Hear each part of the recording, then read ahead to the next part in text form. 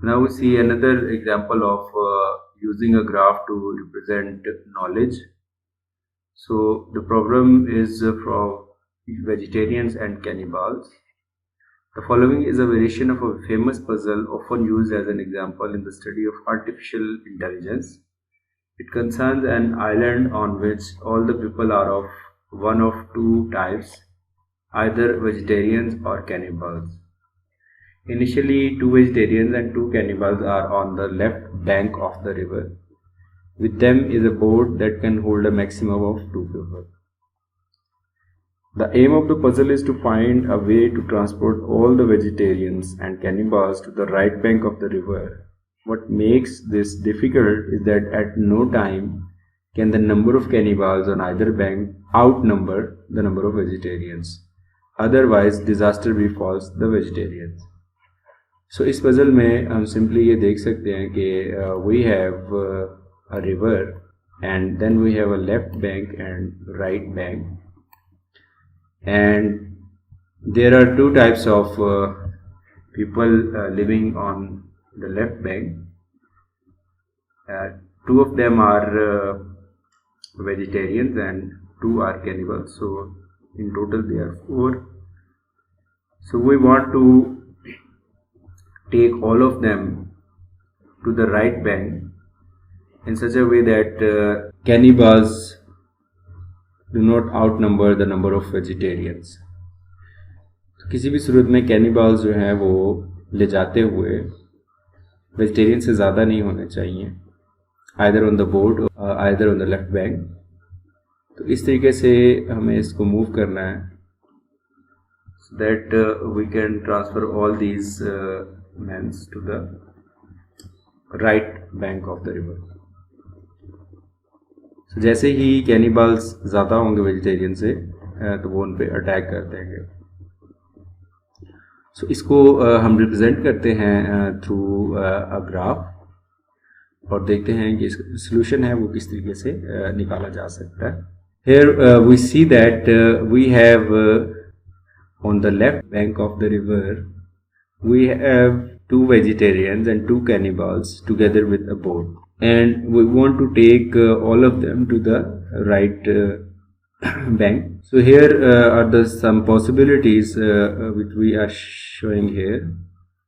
So the first possibility is one vegetarian and one cannibal is present here, and boat is taking VC to the right bank, like one vegetarian and one cannibal. And here we can see that two vegetarians are present and boat is taking two cannibals. Just like we can send two vegetarian and one cannibal and is present in the left bank, and boat is taking one cannibal, and cannibal are present on the left bank and one and two vegetarian are taken to the right bank. So from all these possibility we can see that what will be the next step.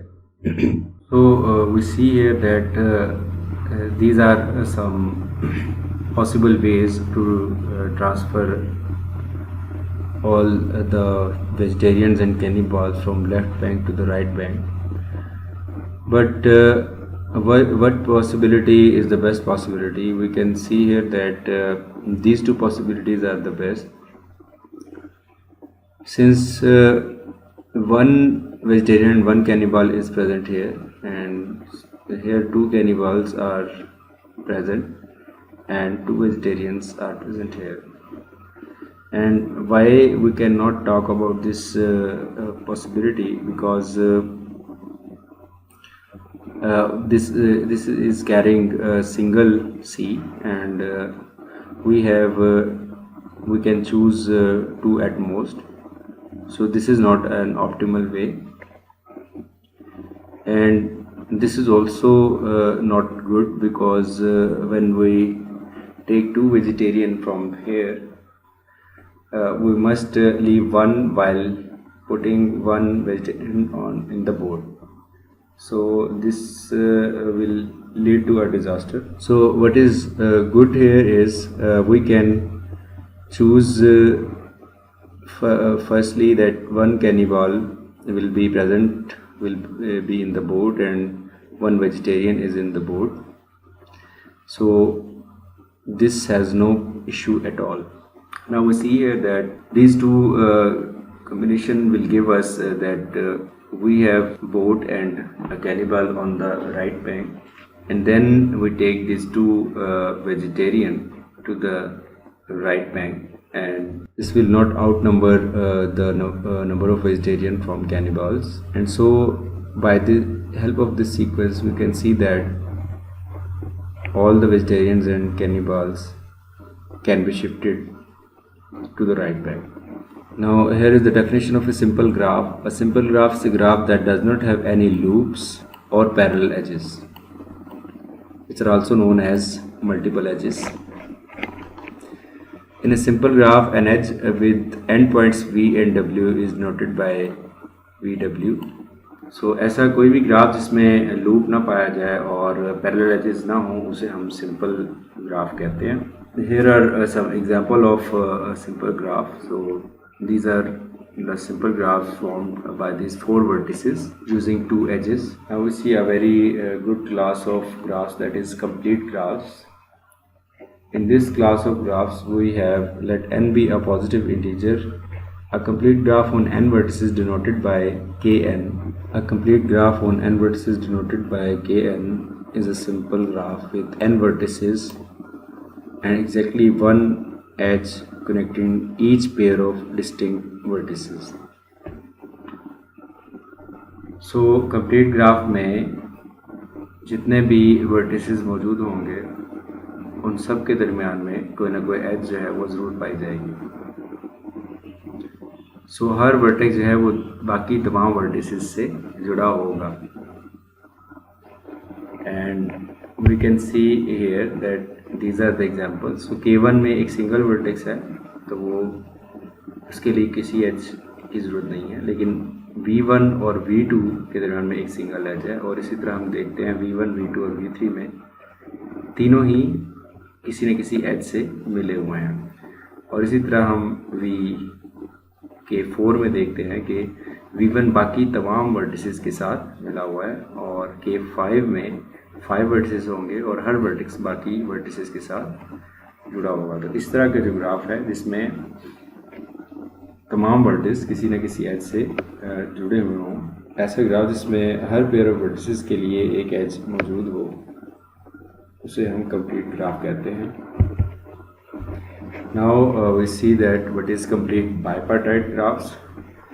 So the name indicates that we have two partitions of graph, and for these two partitions the vertices present in the same partitions have no edge. So we see here, let m and n be positive integers. A complete bipartite graph on mn vertices denoted by kmn is a simple graph with distinct vertices v1, v2 up to vm and w1, w2 up to wn that satisfy the following properties. For all I k is equal to 1 to up to m, and for all j l starting from 1 up to n, there is an edge from each vertex vi to each vertex wj. So across the partitions, अगर हमारे पास हम partitions लें जिसमें, so we see here that we have these two partitions A and B, and in these two partitions one is containing the vertices v1 and v2 and v3, and the other is containing w1, w2 and w2 and w3. And in these two partitions we are saying that there is an edge from each vertex vi to each vertex wj. So v1 is attached with every vertex present in the partition B, and there is no edge from any vertex vi to any other vertex vk. So in remaining in this partition V1 is not attached with any other vertex present in this partition, and just like V2 is not attached with any other vertex. So all these vertices are isolated vertices present in this partition,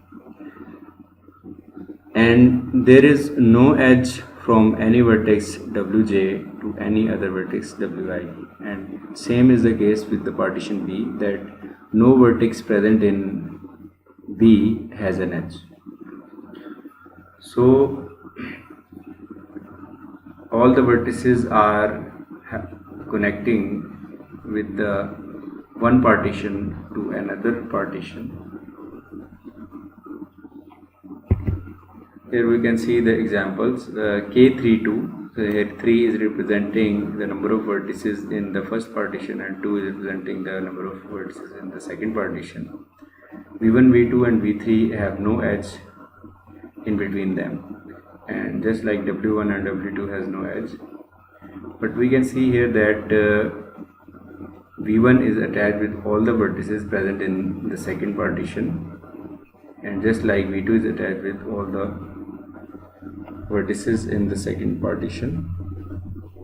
So this is a complete bipartite graph K32, just like we can see here K33. Now we see a definition of subgraph. A graph H is said to be a subgraph of a graph G if and only if every vertex in H is also a vertex in G, and every edge in H has the same endpoints as it has in G.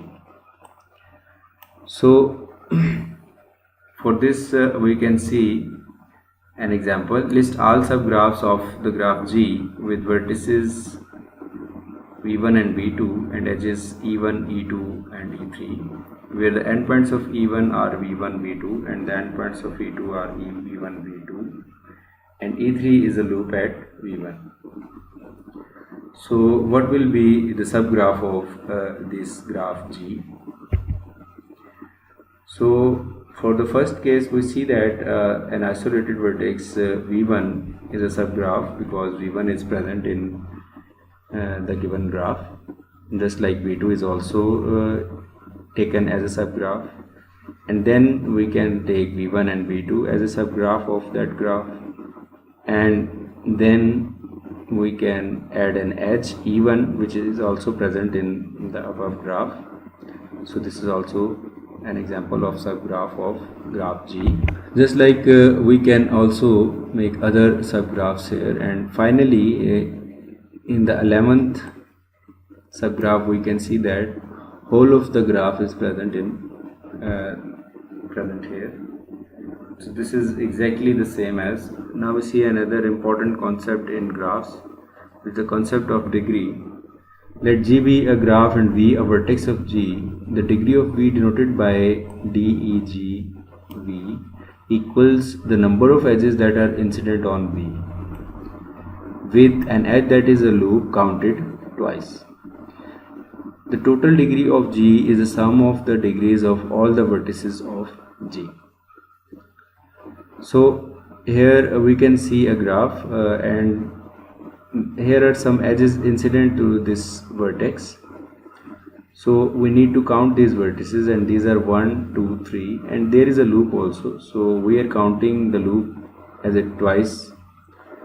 So it is incident with this vertex twice. So for this we are taking it to considering it 2. So 2 and 3 we have 5. So 5 edges are basically incident to this vertex, and 5 is the degree of this vertex. And just like that we can also see that the vertex present here has degree 1, and this has also 1, and this has also 1, and by taking the sum of all the degrees it will be known as the total degree of G.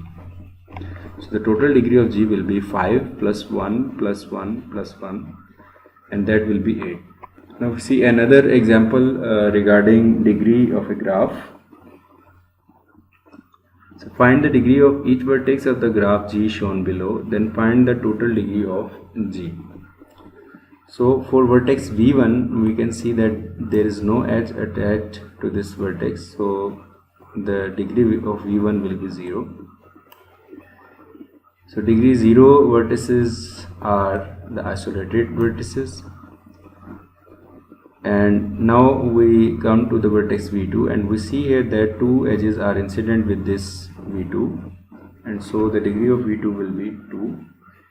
And for v3 we see that two edges are attached to v3 and one loop is also present here, and loop is counted twice, so we have 4. The degree of v3 will be 4. And what will be the total degree?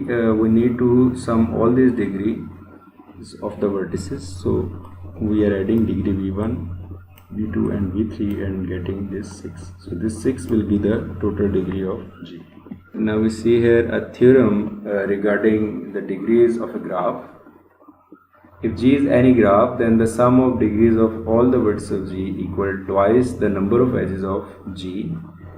Specifically, if the vertices of G are v1, v2 up to vn, where n is a non-negative integer, then the total degree of G is equal to degree of v1, degree of v2 up to degree of vn